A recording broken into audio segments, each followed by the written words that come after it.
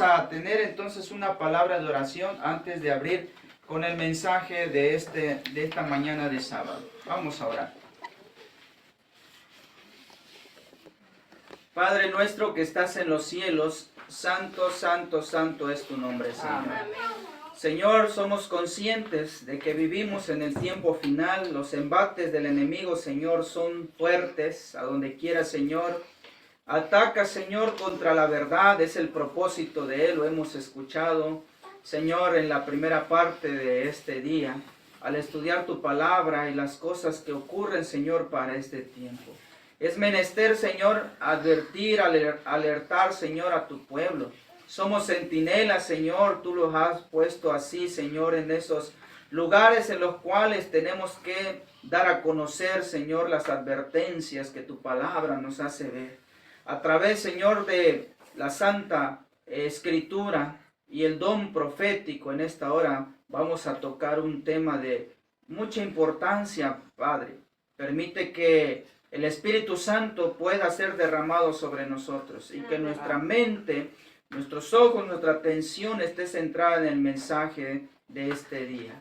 Quédate pues con tu pueblo, con tu iglesia, donde quiera que esté reunido, adorando, Señor, tu santo y bendito nombre. Amén. Quédate pues, Señor, en nuestros corazones y sé el centro de atención, Señor, de nuestro programa. En el nombre de Jesús. Amén. Amén.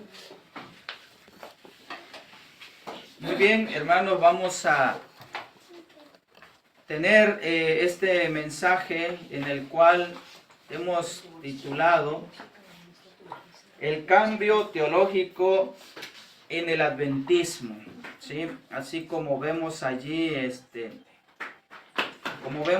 en pantalla, es el mensaje que hemos preparado para compartir, hermanos, desde este lugar a todos aquellos quienes sintonizan la transmisión.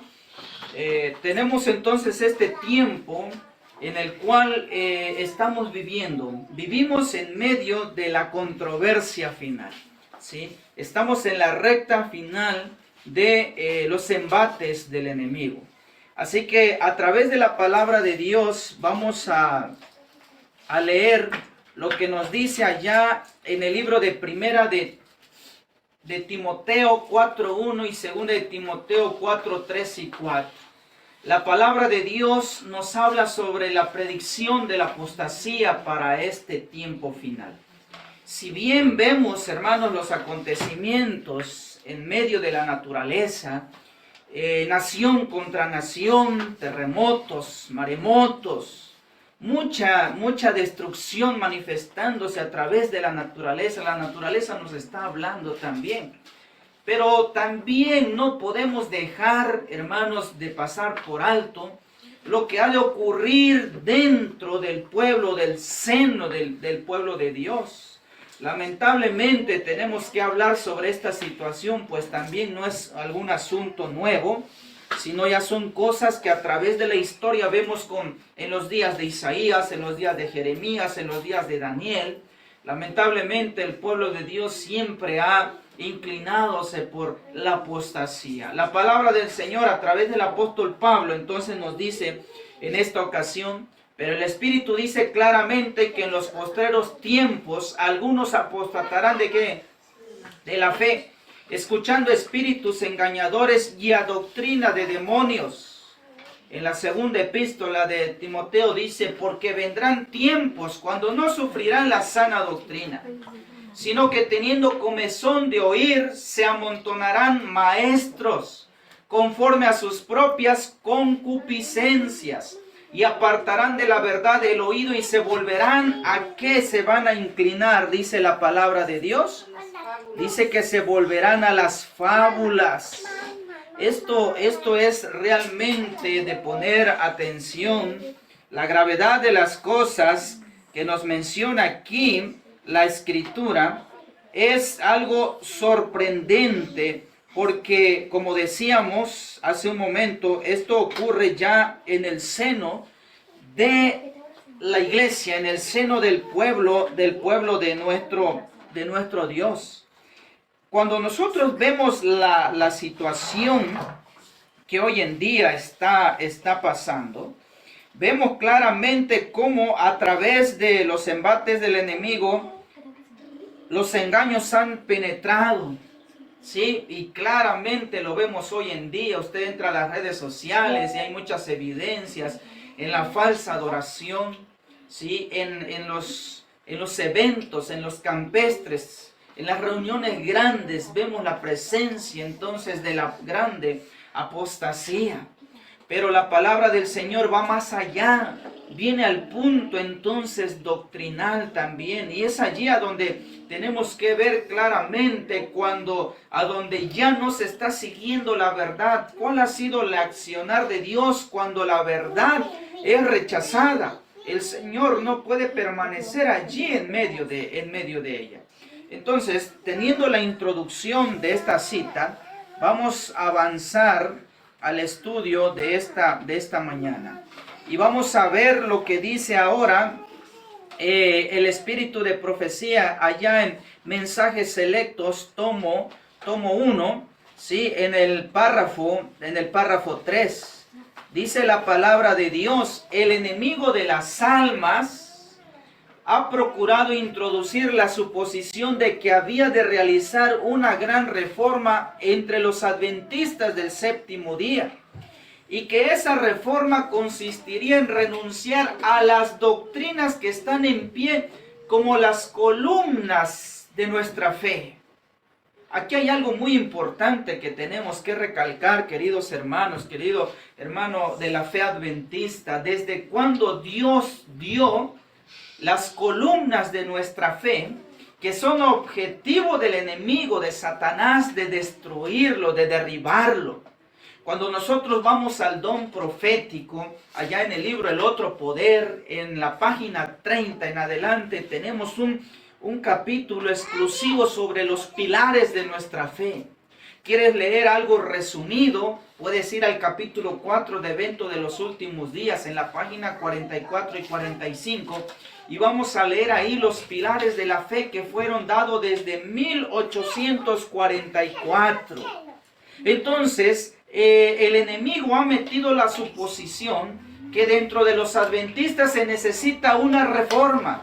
Y esa reforma consiste en cambiar esas columnas que nos dieron vida como pueblo de Dios. Es que realmente el primer pilar de nuestra fe tiene que ver con el cumplimiento de Daniel 8:14.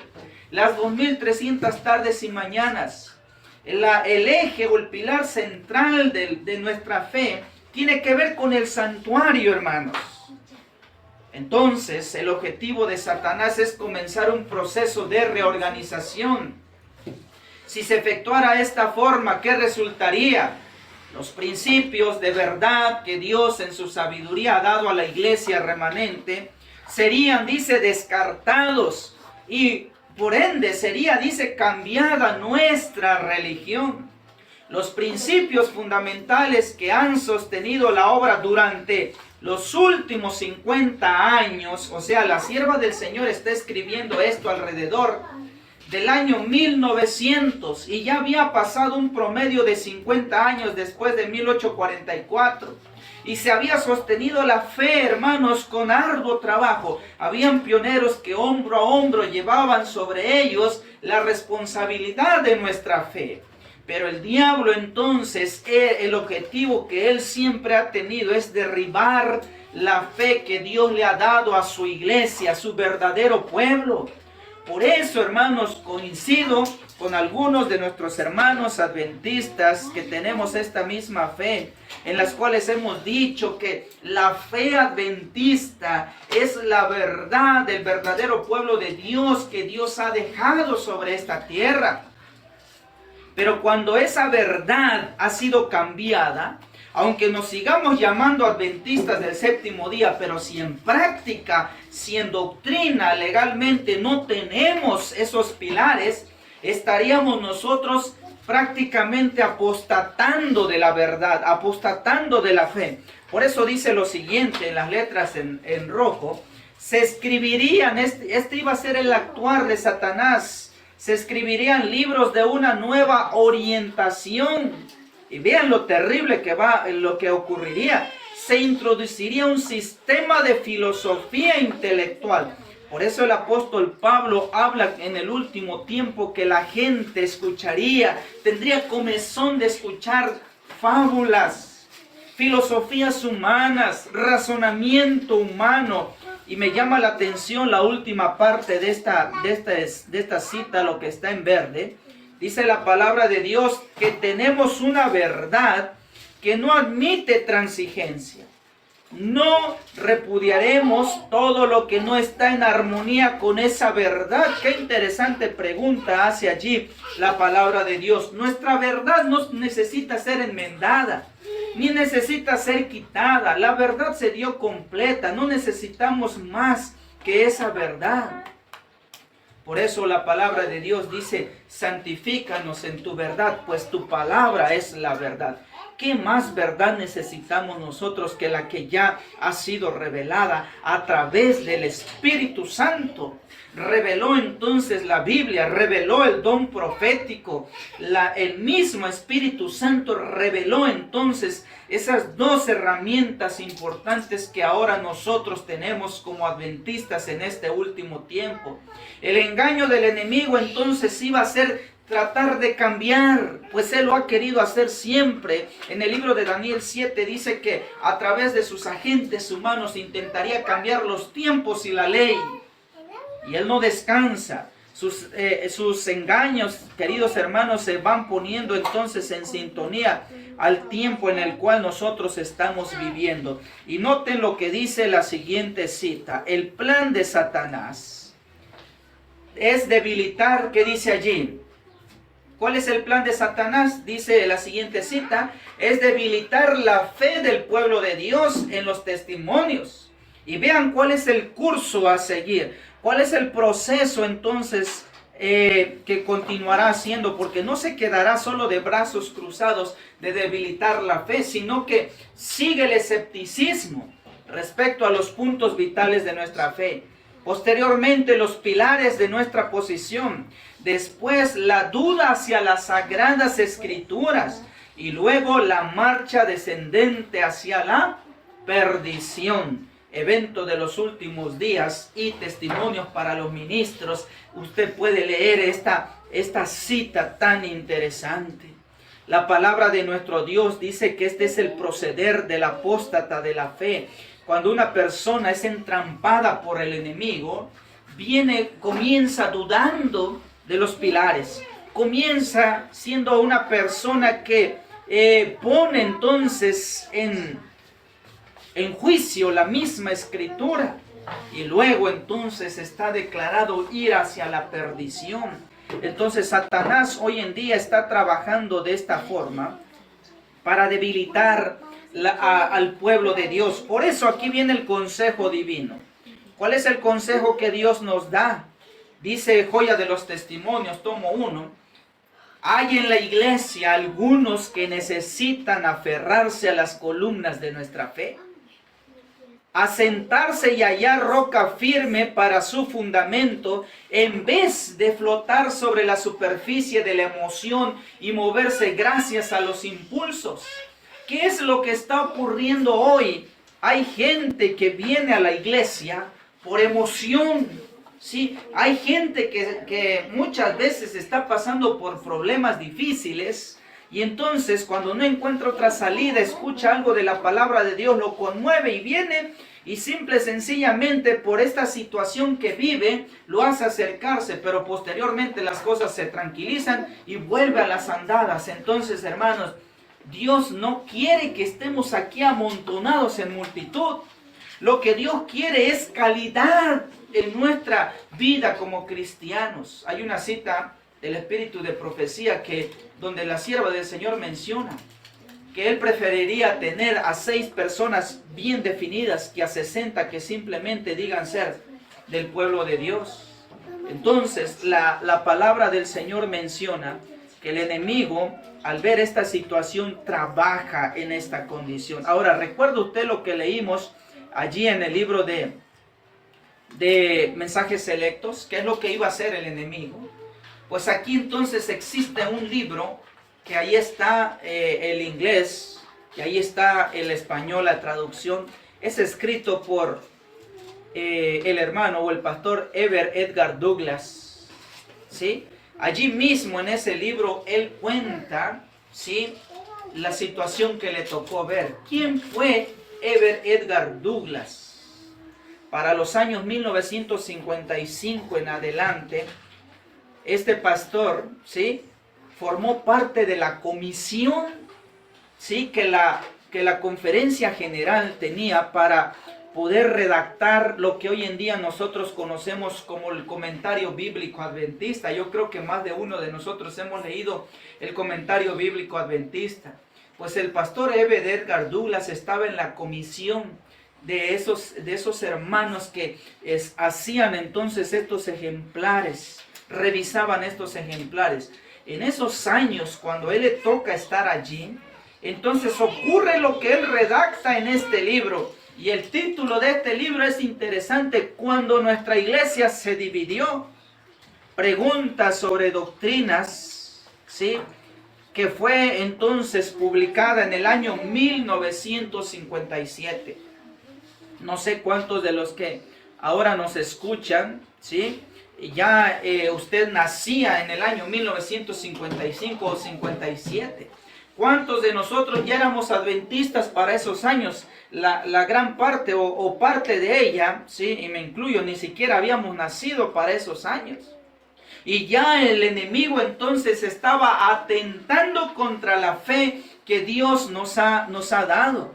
Queridos hermanos, hace unos días atrás se hizo muy viral en las redes sociales. Por ahí en las redes sociales se veía una congregación de una iglesia ya en Venezuela, Yucatán, Venezuela. Los hermanos iban a ser censurados por creer, ¿sí?, en una posición que hoy en día está en tela de juicio. Y eso es evidentemente lo que vamos a hablar el día de hoy, ¿sí?, sobre la naturaleza humana de Cristo. Bueno, en este tiempo de 1955 y 57 que se publica oficialmente ya este libro, nos redacta entonces cómo comenzó este asunto de los cambios. Vean lo que menciona aquí Ever Edgar Douglas en el libro. Todo comenzó por una carta amigable. Todo el asunto de preguntas sobre doctrinas, que es el libro que vamos entonces a tocar en esta mañana, empezó con una carta de reconocimiento especial el 20 de noviembre. ¿Desde cuándo dice? Desde 1949. ¿Sí? Por T.E. Urun, presidente de la Conferencia del Este de Pensilvania de los Adventistas del Séptimo Día. Este presidente le dirige entonces una carta al doctor Donald Barhouse, que en ese tiempo era editor de la influyente revista Eternity, luego de oírla hablar sobre la justificación por la fe en la radio de 1949.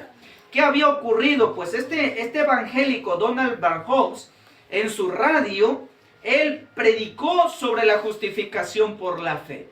Entonces, el presidente de la Conferencia de Pensilvania de los Adventistas del Séptimo Día le manda una carta felicitando por el bonito mensaje que este evangélico había expuesto. Pues vaya, ¿cuál fue la respuesta de Barhouse?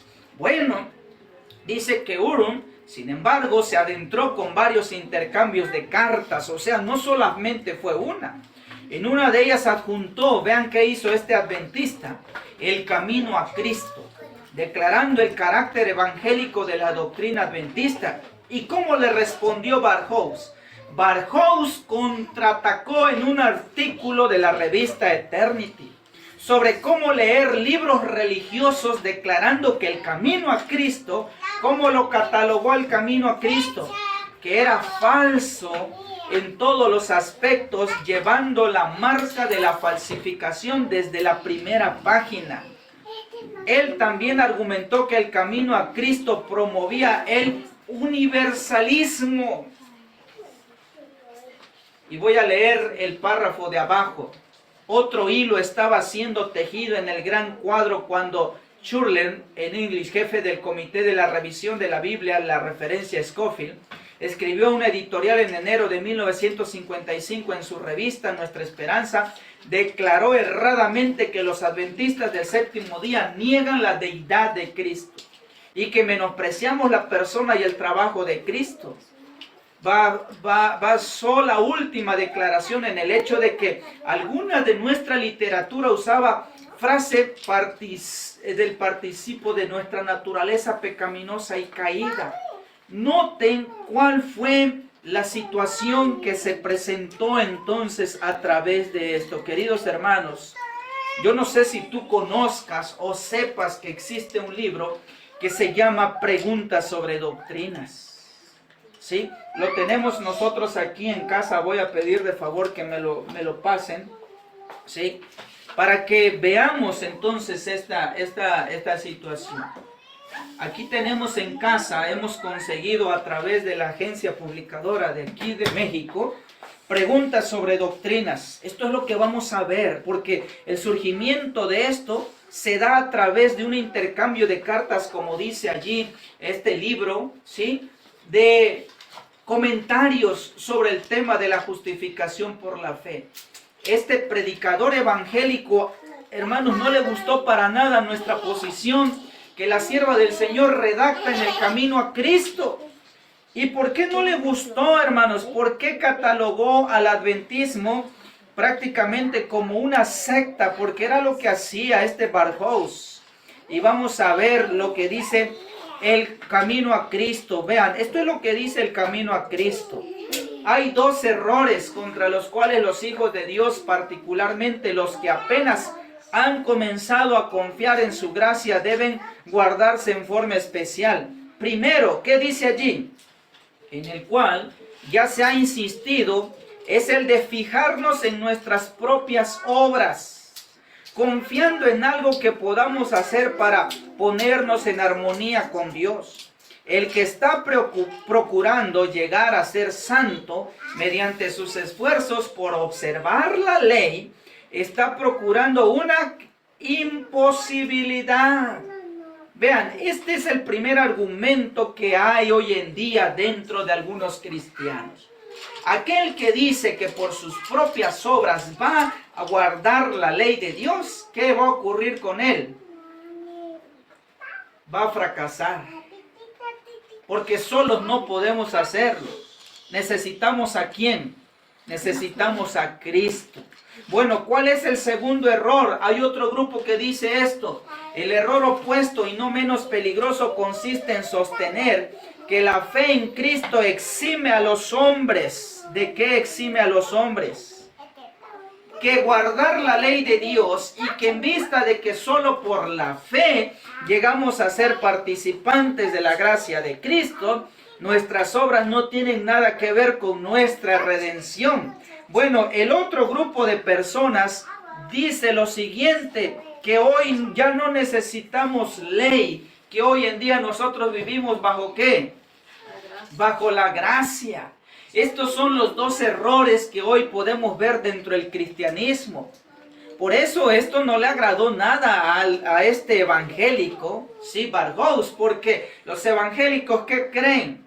Que en la cruz quedó terminado todo, hasta la expiación se concluyó, ya no más ley, ya no más sábado, vivimos bajo la gracia, puedes pecar y vivir y la gracia te va a alcanzar. Obviamente por esta razón atacó al camino a Cristo. Porque nuestra posición como adventistas, hermanos, no tiene nada que ver con estas ideas. Pero lo que llama la atención, ¿sí? Que esto provocó, con este intercambio de cartitas con los evangélicos, provocó entonces, hermanos, una reunión, ¿sí? Una plática, entonces, entre ellos. Antes de pasar a esto, quiero leer lo que dice la sierva del Señor, ¿sí? Referente a la apostasía final. No os engañéis, dice aquí, muchos se apartarán de la fe, prestando atención a espíritus engañadores y a doctrina de demonios. Tenemos ahora, vean, ella escribía por ahí del año 1900, cuando azotaba al adventismo la apostasía alfa.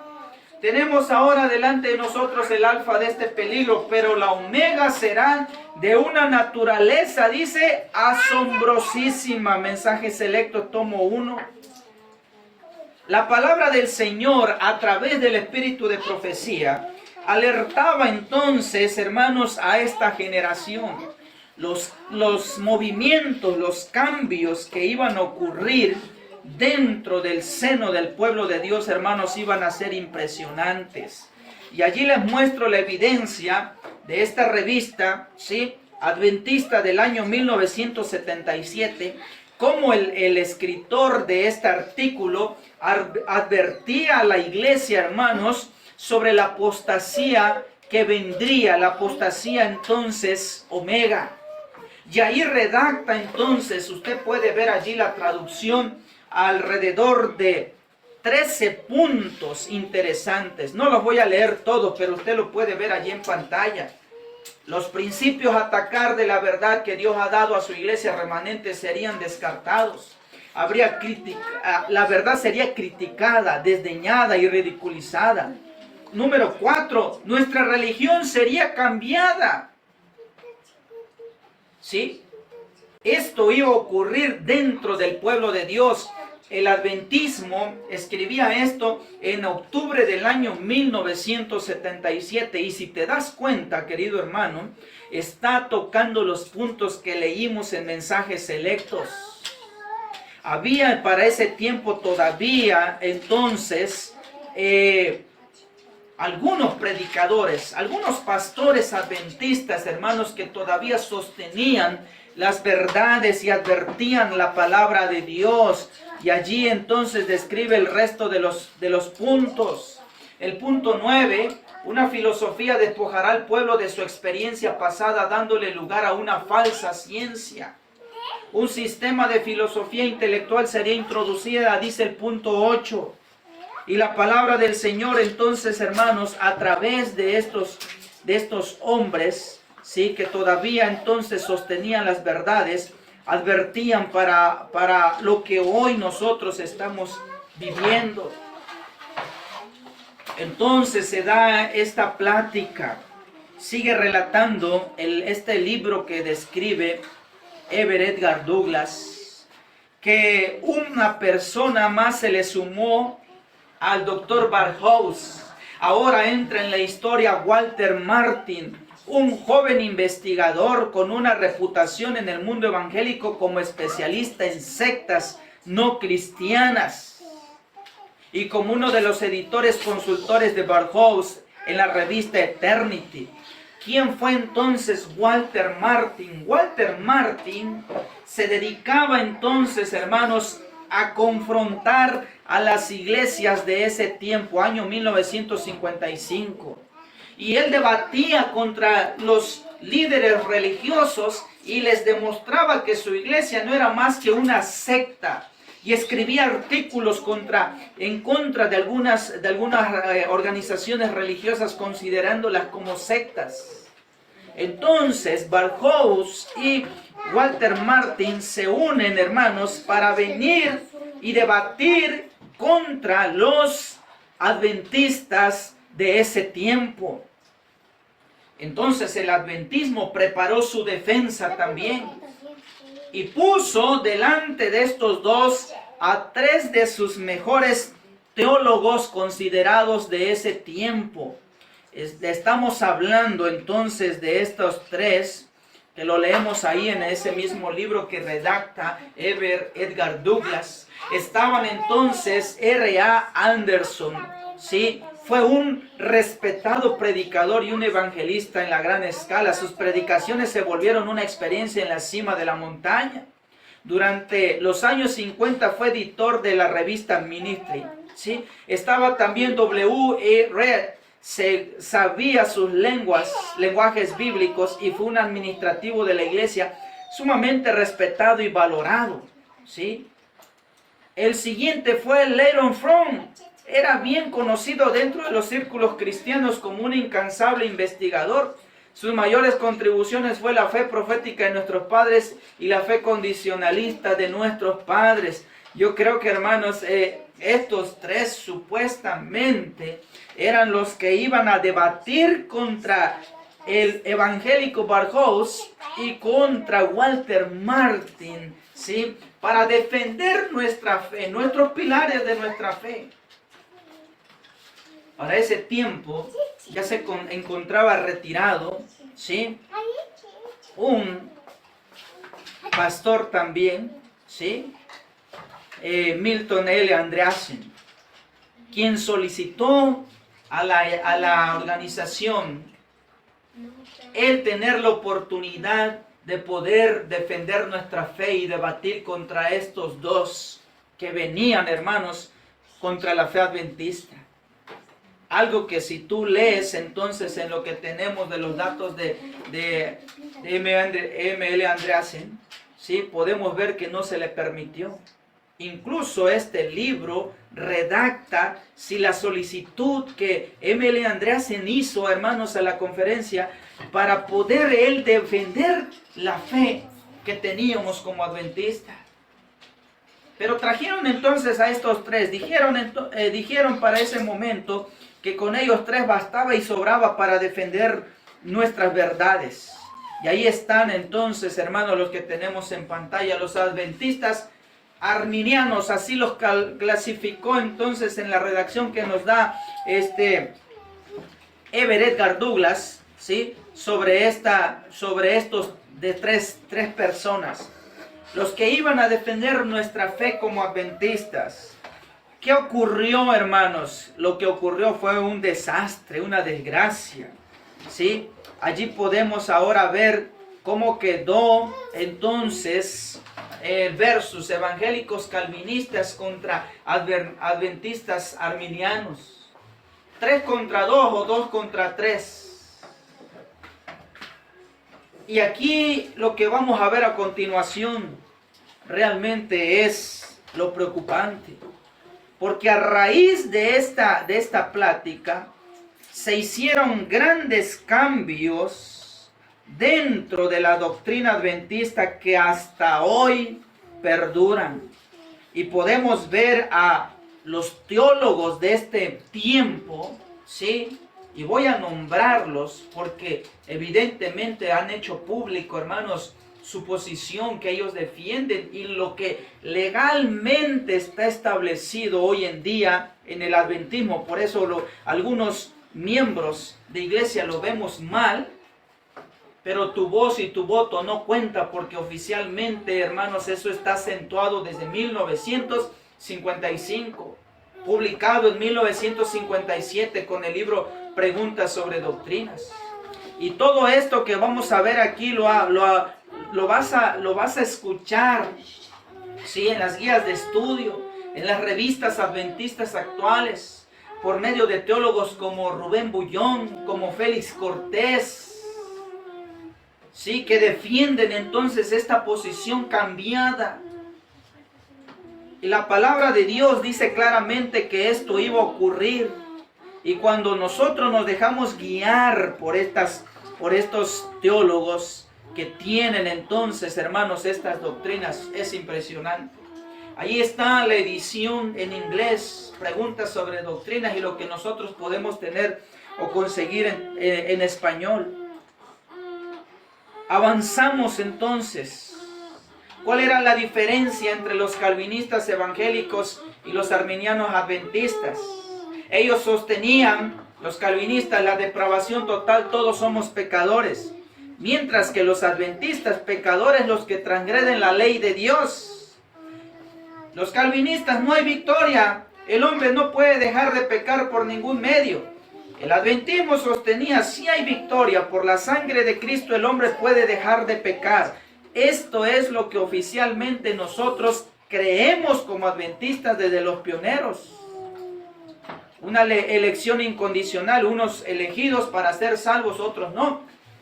Los adventistas creemos que tenemos la libertad de libre albedrío. Tú eliges a quién servir. Hay una expiación limitada. Cristo murió solo por los elegidos. Nosotros creemos que la expiación es a todo aquel que quiere. Hay una gracia irresistible. A los elegidos se les da el regalo de la fe. La fe viene por el oír. ¿Y el oír qué cosa? La palabra de Dios. Hay una perseverancia de los santos, una vez salvo, siempre salvo. Eso es lo que defiende el evangélico. Nosotros creemos justificados por la fe, el resultado de las obras. Hay una santificación instantánea, ocurre cuando viene Cristo. No es necesario para la salvación. Nosotros creemos que antes de la venida de Cristo, incluso cuando Cristo sale del lugar santísimo, en la obra de expiación final, el pueblo queda entonces santificado. Ocurre ahora, se puede perder la salvación si es necesaria para la salvación. Hermanos, esto era la diferencia. Así venían los dos grupos antes de ese gran choque, ese gran debate que se iba a dar entre esta reunión oficial, hermanos, que está registrada, ¿sí?, en el adventismo. ¿Cuál fue o cuál ha sido entonces el resultado? Vean lo que dice este libro que se llama El zarandeo del adventismo. En la página 107 hace la redacción. Antes de proseguir, leo a donde está remarcado en rojo, ahí en un corchete. Antes de proseguir con un examen más detallado de este periodo, necesitamos relacionarnos algunos de sus rasgos con los de la década anterior. Los avances soteriológicos de los años 60, el reconocimiento del pecado original, vean lo que está diciendo este libro, y el renunciamiento a la perfección en esta vida, construyen sobre y llevan adelante avances cristológicos de preguntas sobre doctrinas.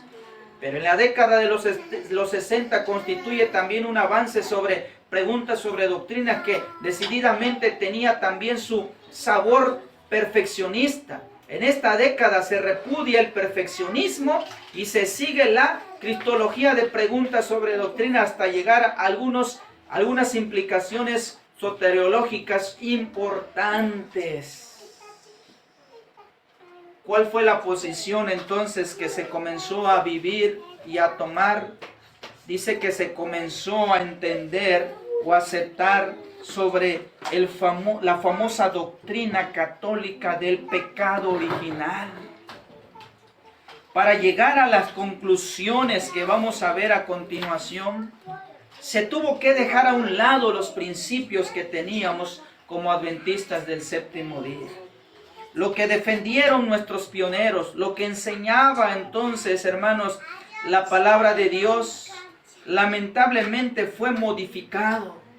¿Qué es el pecado original? Yo no sé si habrá alguien en la audiencia o alguien que escuche posteriormente este tema que haya sido católico antes de ser adventista o protestante.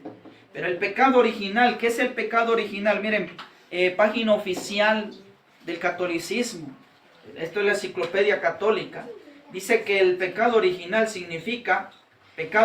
puede significar el pecado que cometió Adán. Número 2, la consecuencia de ese primer pecado, la mancha hereditaria con la que todos nacemos a causa de nuestro origen o descendencia de Adán. Desde los primeros tiempos que ha sido más común el segundo significado, como se puede ver en la frase de San Agustín, el pecado deliberado del primer hombre es la causa del pecado original. ¿Qué es lo que dice entonces el catolicismo sobre el pecado original? Como Adán pecó, y como todos somos descendientes de Adán, todos nacemos ya pecadores. Por eso dentro del catolicismo, ¿qué se practica con los recién nacidos? ¿Qué se practica con los recién nacidos? El bautismo. ¿Sí? Entonces, como el catolicismo cree en el pecado original, esta es la cadena de error que prosigue entonces el catolicismo. Como naces pecador, tú necesitas ser bautizado, por eso bautizan a los infantes. Posteriormente, si no eres bautizado y te mueres, un recién nacido que se muere, ¿a dónde se va? Se va entonces a un lugar que se llama el limbo, ¿sí? Y por último se necesita entonces la intervención de la Inmaculada Concepción de María. Esto es la cadena de error que se practica entonces en el catolicismo, algo que no tiene fundamento bíblico, aunque ellos sacan de contexto algunas citas para sostener esto. Ahora, Esto se conoce como pecado original. Y en una de las cuestiones sobre doctrina o preguntas sobre doctrina, ¿sí? Dice entonces la pregunta que se dio, ¿sí? La pregunta que se dio para ese tiempo fue entonces sobre este punto, ¿sí? La nueva teología y la naturaleza humana de Cristo. Se tuvo que tocar este punto porque si Cristo vino a esta tierra, ¿sí? Cuando Cristo vino a esta tierra, vino bajo un linaje. ¿Qué linaje traía entonces Cristo? ¿Sí?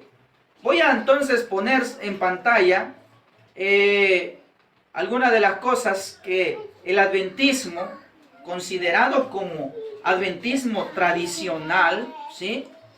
Así lo puede usted encontrar entonces en la definición en las redes sociales. El adventismo tradicional, ahí está señalado con una flecha en rojo. ¿Qué puntos creía sobre la justificación por la fe, sobre la naturaleza humana de Cristo, sobre los acontecimientos de 1844 y sobre la autoridad de Elena G. de White? Bueno, voy a leer lo que dice el punto 2. Jesucristo, dice, poseía una naturaleza humana que no solo se vio debilitada por el pecado, sino que la propensión hacia el pecado en sí, su naturaleza era como la de Adán después de la caída. Debido a su éxito en vencer el pecado, Jesús es principalmente nuestro ejemplo. Esto que acabamos de leer, queridos hermanos, es la posición oficial que tenemos como adventistas del séptimo día, desde los pioneros adventistas. Esto era una pregunta de discusión con estos evangélicos que vinieron hacia los adventistas en 1955, porque ellos declaran que todos nosotros nacemos pecadores, que una persona que ya nace ya es pecador. Esto es una idea totalmente entonces católica, aunque los evangélicos, ¿sí? Bueno, a mí no me ha tocado ver a un bebé en una iglesia evangélica que haya sido bautizada como sí en el catolicismo, pero tienen entonces esas ideas. Esta pregunta sobre este punto, hermanos, causó entonces una situación terrible dentro entonces de esta reunión en 1955. Vean lo que describió. ¿Recuerdan ustedes a Milton L. Andreasen, que les dije que él solicitó confrontar a estos evangélicos? Esto lo escribió, hermanos, Milton L. Andreasen en la carta número 1. Dice lo siguiente: es desde luego patente a todos que nadie puede exigir que creamos en los testimonios, que también creamos en la nueva teología, que Cristo fue exento de las pasiones humanas. Es una cosa o la otra. La denominación está siendo ahora llamada a decir aceptar las enseñanzas de preguntas sobre doctrinas. Implica abandonar la fe que Dios lo ha dado a su pueblo. Vean lo que escribió M.L. Andreasen. ¿Quieren ver quién fue M.L. Andreasen? Aquí tenemos entonces una fotografía de este adventista que creía en el historicismo, ¿sí? Aquí está entonces la foto de este adventista. Y dice además: un Salvador que nunca ha sido tentado, que nunca ha tenido que batallar con las pasiones, que nunca ha ofrecido oraciones y súplicas con fuerte llanto y lágrimas delante de él, que está capacitado para salvarlo de la muerte, quien, aun cuando era un hijo, nunca aprendió a obedecer a través de estas cosas, sino que era exento de las verdaderas cosas que un Salvador debe experimentar. Tal Salvador es lo que está en la nueva teología. Hermanos, Milton L. Andreasen entendió muy bien la exposición o la adopción que este libro expone e hizo y que oficialmente es lo que hoy en día se cree como adventistas del séptimo día. Tener entonces a un Salvador, ¿sí?, que no es o no fue humano como usted o como yo. Y esto es el debate teológico que hoy en día existe dentro del adventismo. Y vamos a ver a través de la palabra de nuestro Dios, ¿sí?, ¿qué era entonces el asunto en debate en sí? Vamos a ir a la diapositiva. Dice: la nueva teología y la naturaleza de Cristo. ¿Caída o no caída? Eso es la pregunta que tenemos entonces que hacer en esta mañana, ¿sí? ¿Era o no era? ¿Qué naturaleza trajo Cristo cuando Él vino? Perdón, ¿qué naturaleza tomó Cristo? Eso es la manera correcta. ¿Qué naturaleza tomó Cristo cuando Él vino entonces a este mundo? Vamos a ver lo que la palabra del Señor nos menciona, ¿sí? Para comenzar, la naturaleza humana de Cristo. Jesucristo posee una naturaleza humana que no solo estaba debilitada por el pecado, pero que también tenía propensiones hacia el pecado. Su naturaleza era como la de Adán después de la caída debido a su éxito al vencer el pecado. Jesús es principalmente nuestro ejemplo. Esto era lo que se creía antes de 1957. Después de 1957 se adoptó esta idea que hoy en día rige. La naturaleza humana de Cristo. Jesucristo poseía una naturaleza humana sin pecado, sin ninguna inclinación o propensión hacia el pecado. En ese sentido, su naturaleza era como la de Adán antes de la caída. Aunque Cristo ciertamente sufrió las limitaciones de un hombre real, por su naturaleza era impecable, que no puede pecar. Jesús es principalmente nuestro sustituto. Vean entonces, ahí podemos ver la diferencia, queridos hermanos, de la posición doctrinal antes de y después de 1957. Vemos claramente entonces los cambios. Y vamos a ir a la Biblia. ¿Qué dice la palabra de Dios entonces sobre el asunto de qué es pecado? La palabra de Dios en primera de Juan 3:4 dice claramente: todo aquel que comete pecado infringe también, ¿qué cosa? La ley. Pues el pecado, ¿qué cosa es? Es infracción de la ley, ¿sí? El pecado es infracción de la ley. Entonces, como el pecado es infracción de la ley, preguntamos: ¿un recién nacido puede entonces infringir la ley de Dios? Se los dejo entonces como pregunta, hermanos, los que nos escuchan. Como para decir, es que eres pecador, violaste un mandamiento y necesitas entonces ser bautizado. Esta es la idea del pecado original. Además leemos entonces en Conflicto de los Siglos: la única definición de pecado es la que la palabra de Dios. El pecado es transgresión de la ley. Es la manifestación exterior de un principio en pugna con la gran ley de amor que es el fundamento del gobierno divino. Más claro, hermanos, que el agua no podemos encontrar lo que dice allí Conflicto de los Siglos. Ahora la pregunta es, porque el pecado original dice que como descendemos de Adán que pecó, nacemos pecador. La pregunta es, ¿se nos transmitió el pecado de Adán? Vean lo que dice allí la palabra de Dios en Ezequiel 18, 19 al 20. Y si dijeres, porque el hijo no llevará el pecado de su padre, haz una pregunta. Porque el hijo según el derecho y la justicia guardó todos mis estatutos y los cumplió de cierto vivirá. Versículo 20. El alma que dice ahí, el alma que pecare, esa morirá. Y aquí hay algo interesante y bien claro: el hijo no llevará el pecado del padre, ni el padre llevará el pecado del hijo. La justicia del justo será sobre él, y la impiedad del impío será sobre él. Queridos hermanos, esta cita de Ezequiel es muy clara. Porque nosotros como padres pecamos. Ahora, yo merezco la muerte. Pero no por el hecho que yo pequé al tener un hijo, entonces Él va a pagar por mis pecados, Él va a pagar la situación. No, Él también va a pagar por sus hechos.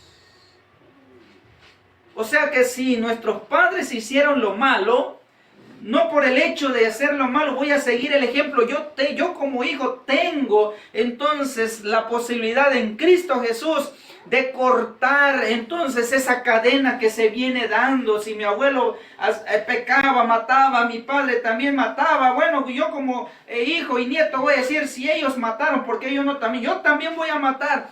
Yo tengo la libertad de elegir, de cambiar las cosas con la ayuda de Cristo Jesús. Este asunto, hermanos, realmente ha llevado a muchos debates. Este punto ha llevado, hermanos, hoy en día a una división dentro del adventismo. Y un claro reciente, usted puede ir entonces allí a las redes sociales, lo que estaban haciendo con los hermanos allá en Venezuela, Yucatán, el lugar. Por este punto, hermanos, ellos defendían lo que los pioneros creyeron. Pero aunque la situación se calmó, déjenme decirle, queridos hermanos, aunque no los borraron, no quiere decir que se cambió. Sí, que ellos entendieron. No, hermanos, ellos, o sea que la organización sigue los parámetros de este libro. Aunque ya no hicieron nada contra nuestros hermanos, pero no quiere decir que van a borrar lo que ellos ya tienen acordado y plasmado. Ellos siguen bajo esto y vamos a mostrar más evidencias, hermanos, un poquito más adelante. Y seguimos entonces leyendo. Hay citas allá en el libro de Salmos, en el libro de Deuteronomios e Isaías. ¿Qué dice el salmista? He aquí en maldad he sido formado y en pecado me concibió mi madre. Esta es una cita muy preferida por aquellos que defienden el pecado original. ¿Quién es el pecador ahí? ¿El papá o el hijo? Ya lo vimos en Ezequiel. ¿Sí? ¿Desde qué momento entonces el hijo comienza a practicar también el pecado? Cuando tiene entonces ya uso de razón. Cuando conscientemente la ley le dice no robarás, no hurtarás, ¿sí? No codiciarás, no cometerás adulterio. Cuando ya ese hijo tiene uso de razón y por su propia decisión va y viola una ley de nuestro Dios, en ese momento entonces él es un pecador también.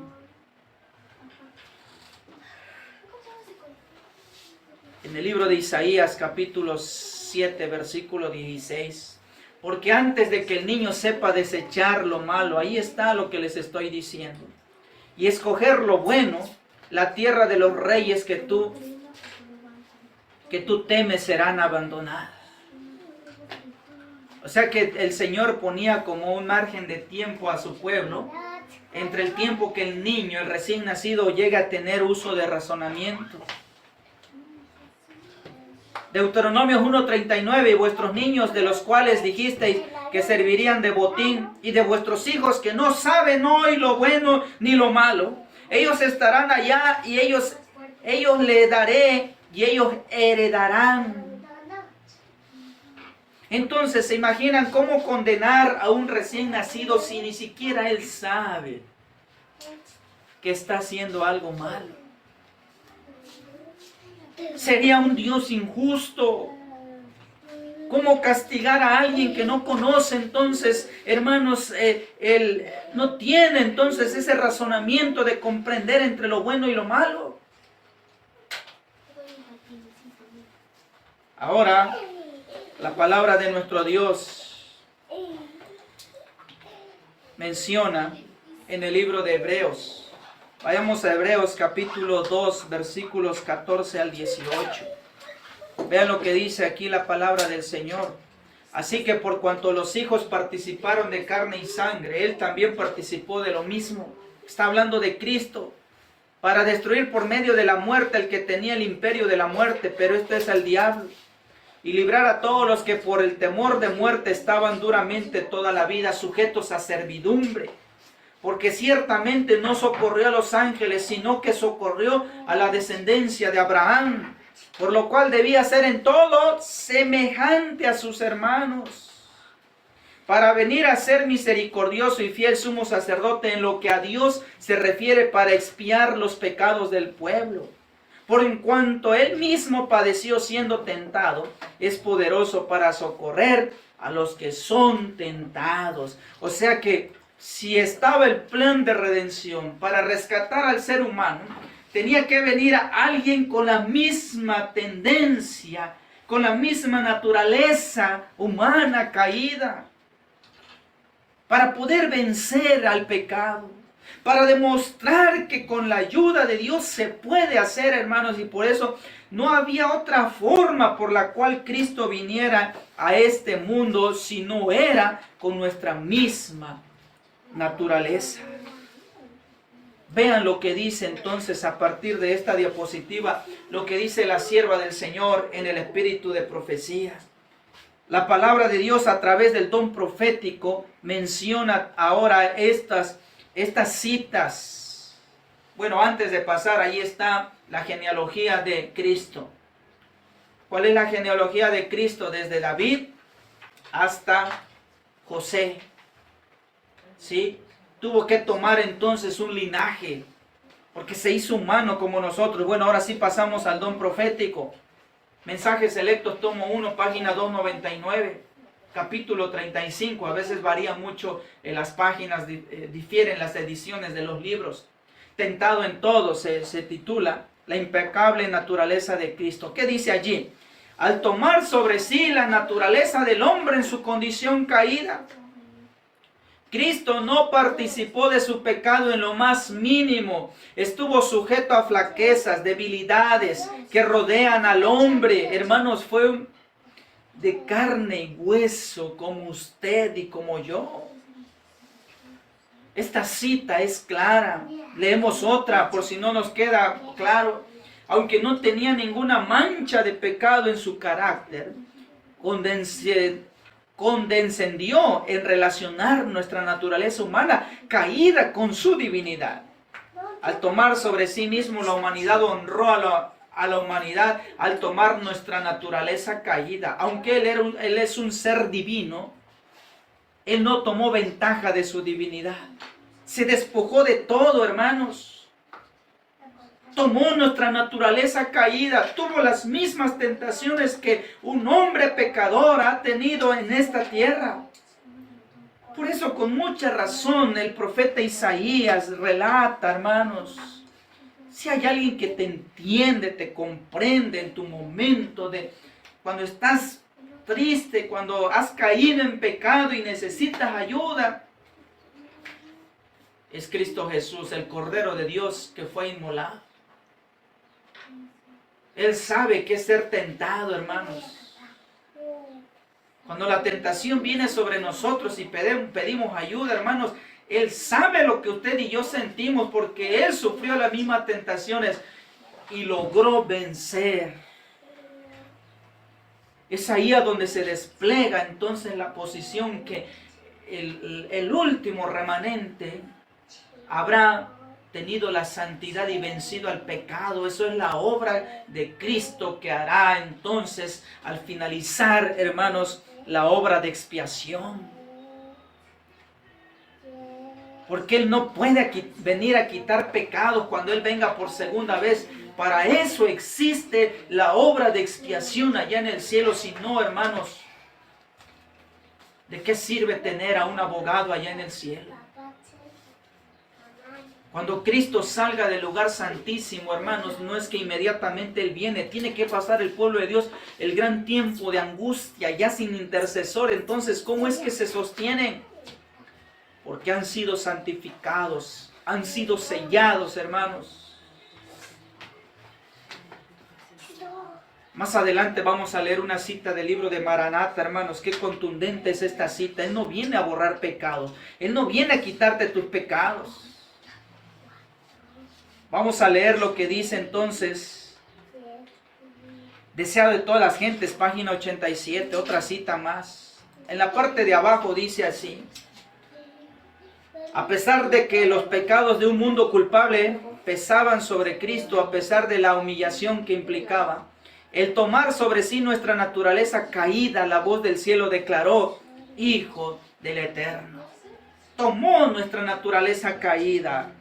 Otra cita, hermanos, más. Les voy a dar varias citas vamos a leer varias citas. En verdad no tomó sobre él la naturaleza de los ángeles, pero tomó sobre él la simiente de Abraham. Por lo tanto, en todas las cosas le correspondían hacerse semejante a sus hermanos, para que pudiera ser un sumo sacerdote misericordioso y fiel en las cosas pertenecientes a Dios, para hacer la reconciliación por los pecados del pueblo. Ahora, hermanos, miren, aquí se daba algo muy importante. Satanás sabe muy bien. Satanás hizo caer a Abraham, a Moisés, a todos los profetas, Elías, Eliseo, todos pecaron. Entonces, él sabía que si Jesús venía a esta tierra, y venía entonces con una naturaleza humana caída, él, hermanos, pensó: será fácil hacer caer entonces a Cristo. Si Adán cayó, que era un hombre perfecto, simetría, hermanos, muy buena, salud muy buena, hermanos, un hombre perfecto, en todos los aspectos cayó. Cuando Cristo vino, hermanos, el ser humano estaba tan degradado, tan débil, que Satanás pensó que podría derrotar a Cristo. Vean lo que dice. Para mí, personalmente, esta cita de primeros escritos en el don profético me deja convencido, hermanos, de la naturaleza humana caída que Jesús tomó por causa nuestra. Primeros escritos en la página 152. Dice lo siguiente. Ahí está, miren la edición en la portada, en los libritos en rojo. Satanás se alegró de nuevo con sus ángeles de que por haber causado la caída del hombre lograba hacer descender al Hijo de Dios de su excelsa posición. Hermanos, Satanás sabía que Jesús iba a dejarlo todo. Eso que ahora niegan los teólogos modernos, hermanos, Satanás se ríe de eso, pues él sabe muy bien que Cristo había dejado todo allá. Y vean lo que está subrayado. Dijo a sus ángeles que cuando Jesús tomara la naturaleza del hombre caído, podría vencerlo e impedir el cumplimiento del plan de salvación. Ahí está, hermanos, esa cita. Esta cita, hermanos, es clarísima. Primeros escritos. Satanás sabía, hermanos, que venía a campo de que él dominaba.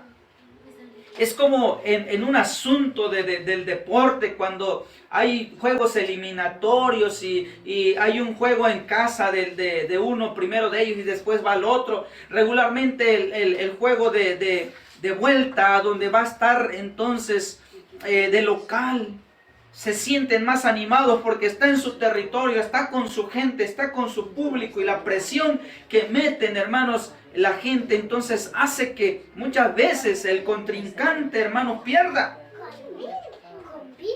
Algo similar pasó, hermanos, cuando Cristo venía a este mundo. Se despojó de toda su divinidad. La parte entonces, su naturaleza divina la dejó. Y tomó nuestra naturaleza caída. Entonces Satanás quizás hasta se frotó las manos y dijo: aquí va a caer entonces el Hijo de Dios.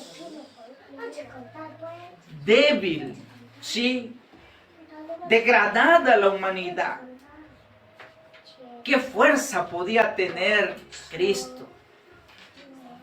Y hermanos, planeó en su concilio con sus ángeles malignos de ver la forma de hacer caer a Cristo Jesús. Pero qué chasco se llevó, hermanos. Vean lo que dice Mensajes Selectos en el tomo 3. Estamos leyendo entonces estas versiones que tenemos, hermanos, en la edición de estos libros. Dice mensajes selectos, aunque no tenía ninguna mancha, lo que está subrayado en rojo, de pecado en su carácter, condescendió en relacionar nuestra naturaleza humana caída con su divinidad al tomar sobre sí mismo la humanidad, honró la humanidad al tomar nuestra naturaleza caída. Y véanlo, la parte final, mostró lo que esta podría llegar a ser si acepta la amplia provisión que Él había hecho para ella. Y llegaba a ser participante de la naturaleza divina. Hermanos, dice por allí una frase, ¿sí? Al buen entendedor, pocas palabras. Esta cita de mensajes selectos es para nosotros también hoy. Sabemos, hermanos, que somos pecadores. Pero si nosotros queremos vencer también, necesitamos la ayuda de Cristo. Necesitamos hacer lo que también Cristo hizo cuando Él le tocó estar aquí. Por eso viene la pregunta para nosotros: ¿cómo venció Jesús? Si usted y yo somos siempre presa fácil del enemigo, Él nos pone las tentaciones.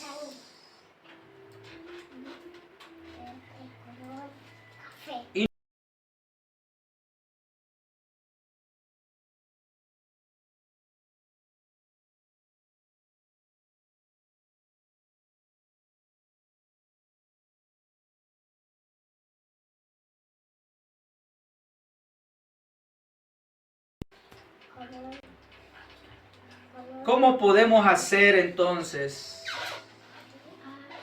para vencer como Jesús venció? Vamos a ir a la palabra de Dios. Que la palabra de Dios nos convenza en este día. Hebreos, una de las citas que a mí me gusta tanto, hermanos, cuando comparto este tema. Hebreos capítulo 5, versículos 7 al 9. Dice la palabra del Señor: y Cristo en los días de su carne, ofreciendo ruegos, súplicas con gran clamor y lágrimas al que le podía librar de la muerte, fue oído a causa de su temor reverente y aunque era hijo, por lo que padeció aprendió la obediencia, y habiendo sido perfeccionado vino a ser autor de eterna salvación para todos los que le obedecen. Si somos detallistas, esta cita nos va, hermanos, a llevar a comprender realmente cómo actuaba Cristo. Dice, en los días de su carne. Cuando era humano como usted y como yo, ¿qué hacía? ¿Será que oraba y estudiaba cuando se acordaba, hermanos? Cuando le quedaba un tiempo después de trabajar, ¿será que ese momento agarraba? Bueno, yo tengo unos minutos para orar y estudiar, 10, 15 minutos y con eso tengo. ¿Será que eso hacía Cristo? Para vencer el pecado, para vencer a Satanás. Hermanos, el espíritu de profecía nos habla, hermanos, más profundo sobre esta situación. Y aquí hemos colocado entonces esta ilustración antes de la caída de Adán y después de la caída de Adán. Y vamos a usar una cita allí sobre hablar antes de la caída. Dios hizo a Adán de acuerdo con su propio carácter, puro, recto. No había principios corruptos en el primer Adán. No había propensiones corruptas o tendencias al mal. Era perfecto Adán. Adán tenía naturaleza humana inmaculada. Pero entró el pecado. Cayó entonces en pecado Adán y él entonces provocó, ¿sí?, que la situación cambiase. Y cuando vino Cristo, tomó ya nuestra naturaleza caída.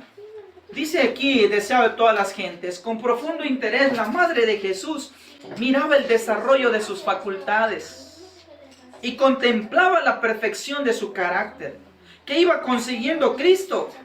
Dice que iba perfeccionando su carácter. Era un pequeño que se le enseñaba a orar, que se le enseñaba a estudiar. Con deleite trataba de estimular esa mentalidad inteligente y receptiva. Mediante el Espíritu Santo recibió sabiduría para cooperar con los agentes celestiales. El desarrollo de este niño que no tenía otro padre que Dios. O sea que también María tuvo un papel muy importante en el desarrollo del niño. ¿Sí? Además de esto, dice entonces la siguiente cita. En su vida laboriosa, no había momentos ociosos que invitasen a la tentación. ¿Qué hacía Cristo cuando en su momento de trabajo había un espacio de tiempo? Dice que Él no permitía la ociosidad. No se quedaba sin hacer nada, hermanos.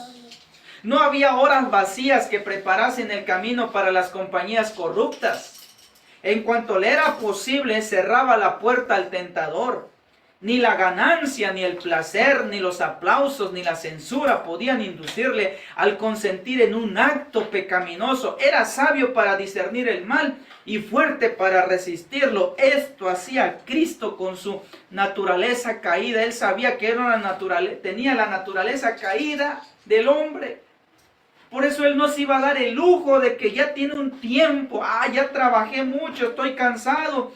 Me voy y empiezo a ver entonces por ahí, a ver qué hay, que yo pueda entretenerme para matar el tiempo, decimos una expresión aquí en México. Hermanos, Él sabía muy bien que si Él dejaba esos segundos, esos minutos de espacio de tiempo, iba a ser una presa fácil para Satanás. Aún en las noches, en las madrugadas, ¿qué hacía Jesús? La madrugada le encontraban con frecuencia en algún lugar aislado, meditando, escudriñando las Escrituras, orando. De estas horas de quietud volvía a su casa para reanudar sus deberes y para dar un ejemplo de trabajo paciente. Entonces nos damos cuenta, queridos hermanos, por qué nosotros que también tenemos una naturaleza humana caída, cada día caemos en los errores, en el pecado, prácticas pecaminosas. Porque no hacemos lo que Cristo hizo en los días de su carne. Por eso el apóstol Pablo en Hebreos dice que rogaba, derramaba lágrimas. Hoy en día, hermanos, las distracciones de este mundo nos están acabando. Y por eso viene esta cita para nosotros.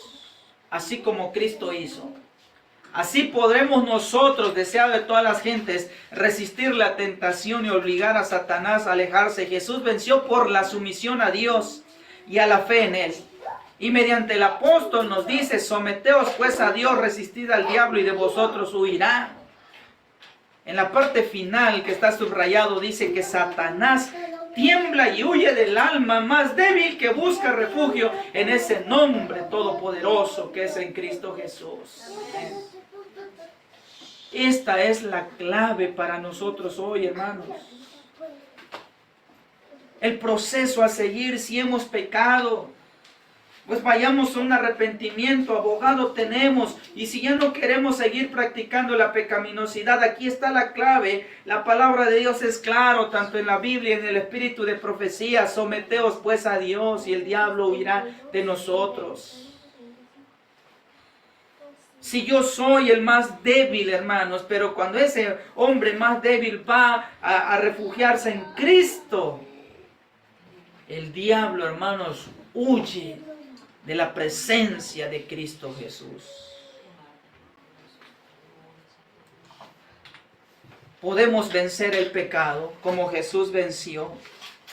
Eso es la pregunta en los debates hoy en día.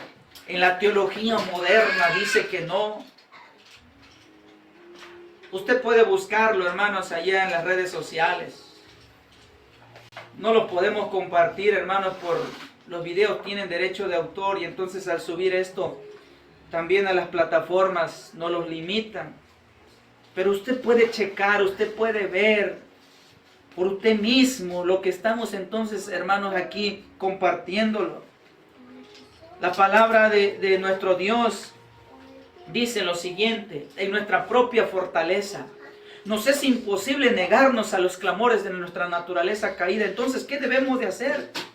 Por su medio, Satanás nos presentará tentaciones. Cristo sabía que el enemigo se acercaría a todo ser humano para aprovecharse de las debilidades hereditarias y entrampar mediante sus falsas insinuaciones a todos aquellos que no confían en Dios. Y recorriendo el terreno que el hombre debe recorrer, nuestro Señor ha preparado el camino para que venzamos. Amén. No es voluntad que seamos puestos en desventaja en el conflicto con Satanás.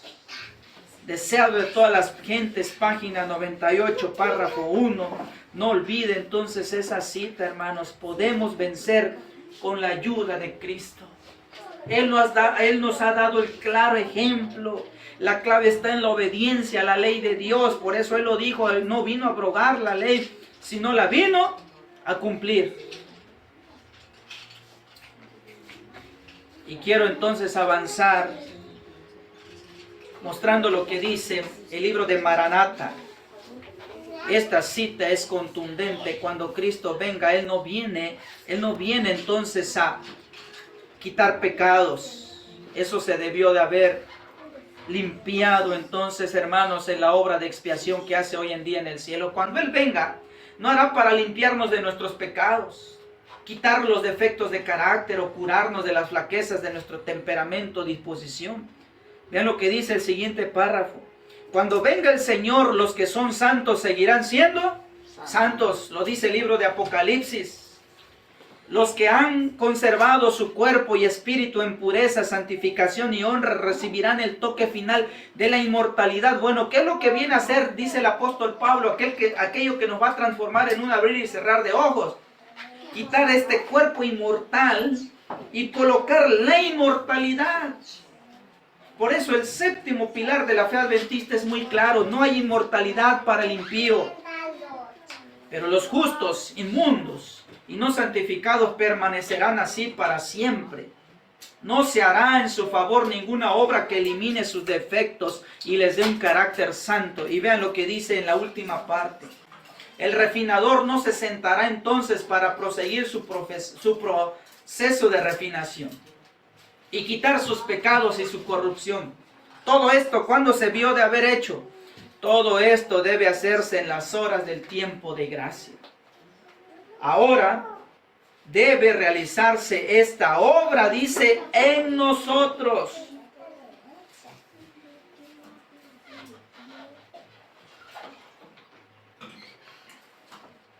Hermanos, hoy estamos en tiempo, como dice el profeta Isaías: venid ahora, dice Jehová, y estemos a cuenta con nuestro Dios. Todo esto, hermanos, ¿sí?, es palabra de Dios. Una cita más: si os habéis convertido en extraños y no habéis sido cristianos de acuerdo con la Biblia, vean lo que dice allí: convertíos, porque el carácter que adquiráis durante el tiempo de gracia será el carácter que tendréis cuando venga Cristo.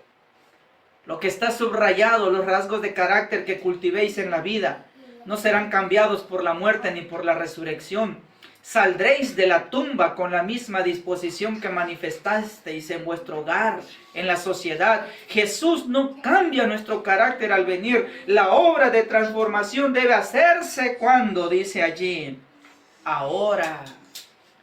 Ahora es el tiempo del cambio, ¿sí? Hoy es el momento, hermanos. Vamos a ir concluyendo entonces con esto. Lo que enseña este libro de preguntas sobre doctrinas no es otra cosa, hermanos, más que un terrible, terrible engaño. Ese mismo libro dice lo que les voy a leer, lo que está señalado allí en la flecha en rojo.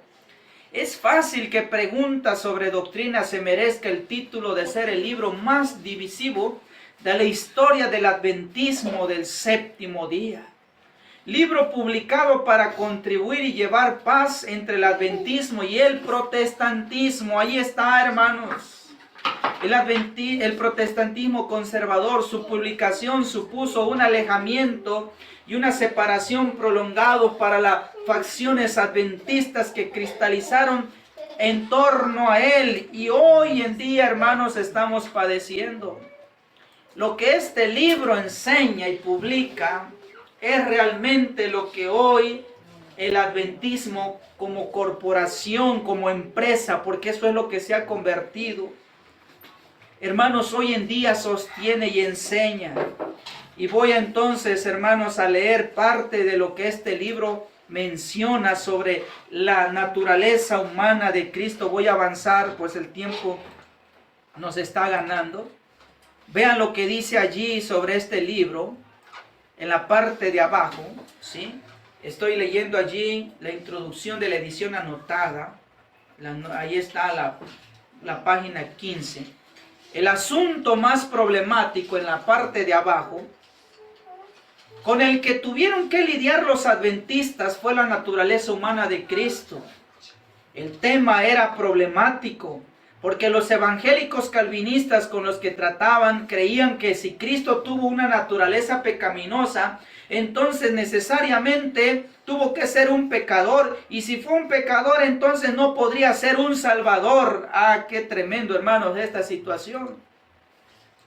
Esto es la suposición, hermanos, que tuvieron los evangélicos de decir, si era un pecador como usted y como yo, él también iba a necesitar entonces quien lo rescatara. Por eso él no pudo venir con la naturaleza caída. Dice entonces este siguiente párrafo en este libro. Su nacimiento, ¿cómo fue su nacimiento? Su nacimiento fue sobrenatural. Dios era su padre, aunque nació en la carne, era no obstante Dios, y estaba extenso de todas las pasiones y contaminaciones heredadas que corrompen a los descendientes naturales de Adán.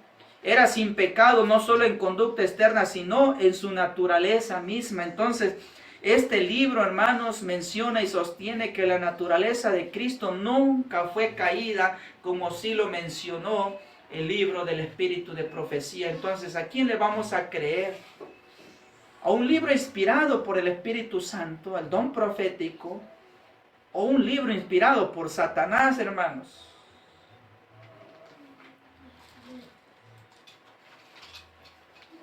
¿Cuál es el resultado hoy en día?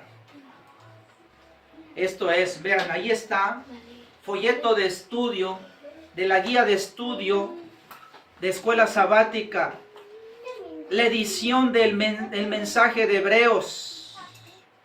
¿Qué decía a los que les tocó leer esa guía de estudio? Esto fue tremendo, hermanos, lo que está rayado allí.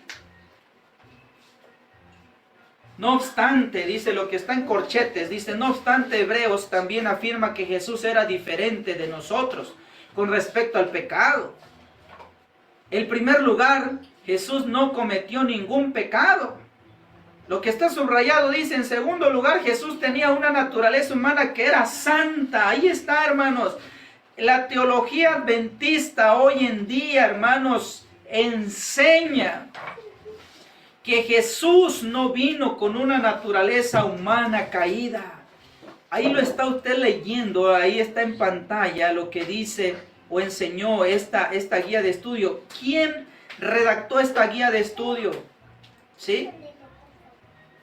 Esta guía de estudio la redactó entonces Félix Cortés. Tú puedes ir a las redes sociales y puedes checar lo que este hombre cree. Y es precisamente esta teología que él enseñó a muchos. Y esto queda evidente, hermanos, que esta posición es la oficial que la iglesia adventista tiene. Porque para dejar que un teólogo, que no es cualquier pastor, enseñe esto oficialmente en la guía de estudio, hermanos, esto quiere decir que estamos en un grave problema. Esta enseñanza entonces es totalmente, hermanos, evangélica. El adventismo corporativo se ha vuelto adventista evangélico, y sigamos leyendo lo que dice allí en la parte de abajo. No obstante, la naturaleza de Jesús no estaba ensombrecida por el pecado. Así tenía que ser. Si Jesús hubiera sido carnal, venido al pecado como nosotros, también habría necesitado un Salvador. Qué terrible es esto. Entonces ellos niegan la naturaleza humana caída del pecado. Y por consecuencia ellos niegan que usted y yo jamás vamos a poder vencer el pecado. Esto es lo que hoy, hermanos, se enseña dentro de la corporación adventista. Se escribirían libros de nuevas orientaciones, dijo la sierva del Señor. Y para rematar, una guía de estudio más, ¿sí? Dice aquí lo siguiente en esta guía de estudio, que se tituló La muerte, que es el ser humano, la muerte y nuestra esperanza futura. No obstante, lo que está señalado allí con esa flechita amarilla, no obstante, por más que seamos fieles a esta vida, nunca alcanzaremos la impecabilidad total. ¿Qué es lo que cree hoy en día el adventismo, hermanos? Ahí está. Si tú defiendes el adventismo y lo defiendes con estas ideas, déjame decirte que no necesitamos ser un profeta, hermanos, ni nos interesa, hermanos, cosa por eso es algo incorrecto. Pero a través de la palabra de Dios en esta hora yo te puedo decir, estamos en una apostasía total. Defender lo indefendible. ¿Sí? Hermanos, esto es lo peor que el adventismo nos pudo haber pasado. Haber cambiado nuestra posición doctrinal. Esto solamente es un ejemplo de lo que ocurrió allí. Una evidencia más lo tenemos en esos teólogos actuales que escriben ideas. El libro de las 95 tesis por Morris y Bending. En la tesis 90 dice allí lo siguiente: Jesús era semejante a Adán antes de la caída, porque poseía una naturaleza sin pecado, no nació separado de Dios, era en fortaleza física, fuerza mental y valor moral, espina dorsal, era como Adán después de la caída, ¿sí? Y por eso también él cree que no podemos vencer el pecado. Y ahí en la página 33, en la tesis número 8, pone ¿cómo se le llama esto? Una fábula. Cuéntase de un escorpión que quería pasar el río. Mientras caminaba por la ribera se encontró con un sapo y le pidió que lo llevara hasta el otro lado sobre la espalda. «Oh no», contestó el sapo, «si te dejara subir sobre mi espalda me picarías y yo moriría». «¿Y por qué haría de hacerlo?», contestó entonces el escorpión. Se defendió: «Si yo te picara tú morirías y los dos nos hundiríamos y yo nunca llegaría al otro lado del río». Bueno, el sapo le pareció algo lógico el argumento del escorpión, de modo que le permitió subir sobre su espalda y comenzó a nadar hacia la ribera opuesta. Cerca de la mitad del río, el escorpión le clavó su aguijón al sapo. Con su último croak, el sapo le preguntó: «¿Por qué lo hiciste? Ahora ambos moriremos». «Lo sé, pero no pude evitarlo», replicó tristemente el escorpión. «Esa es mi naturaleza». ¿Y cuál es el razonamiento a la teología adventista que expone este escritor? Este es el dilema de la raza humana. Tenemos una naturaleza caída. Somos incapaces de cambiar por nosotros mismos, aunque nos damos cuenta. O sea que esto es lo que hoy en día, hermanos, se sostiene respecto a este punto.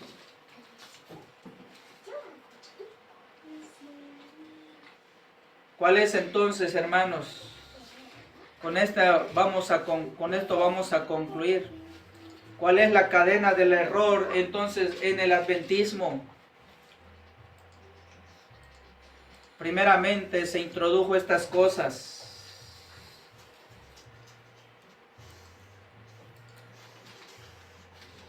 Que nacemos también con el pecado original, somos pecadores. Y vamos a pecar hasta la segunda venida de Cristo. Es imposible, en pocas palabras, guardar los mandamientos de Dios. Y la esperanza que se tiene hoy en día el adventismo corporativo, que cuando Cristo venga nos va a quitar los defectos y pecados y ahora sí nos vamos al cielo.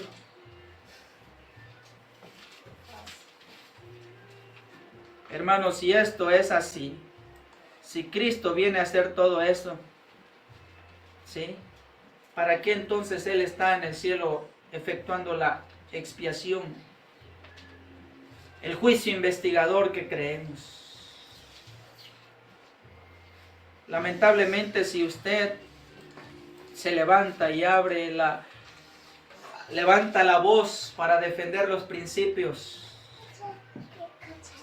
usted comienza a ser perseguido por la misma iglesia. Porque hoy, hermanos, a lo malo le llaman bueno y a lo bueno le consideran entonces mal. Pero que el Señor entonces nos ayude a sostener, hermanos, la verdad que es en Cristo Jesús. Que Dios pueda bendecirlos a ustedes. Que Dios pueda seguir usándonos para dar a conocer entonces el mensaje para este tiempo que tanto se necesita. El cambio teológico en el adventismo, hermanos. Muchos de nosotros nacimos dentro del adventismo con estos cambios ya hechos. Y solo por la misericordia de Dios y el colirio que coloque en nuestros ojos, podemos entonces, hermanos, con un escrito está, discernir los errores que hoy azotan al pueblo de Dios. Vamos a colocarnos de rodillas para culminar con la palabra de oración. Padre nuestro que estás en los cielos, santificado es tu nombre, Señor.